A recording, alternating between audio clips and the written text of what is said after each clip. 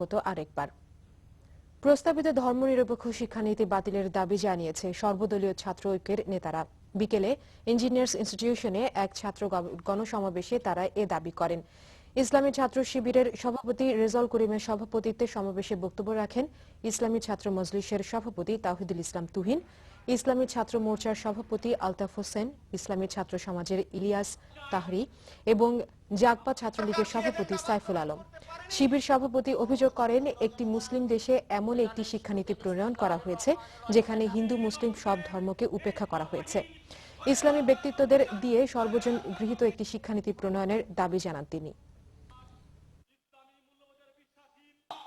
যারা সংবিধানে ধর্মনিরপেক্ষতাবাদ নেই, সেখানে সুকৌশলে সেকুলারিজমের কথা বলে জাতিকে শুধুমাত্র বিভ্রান্ত করেন নাই।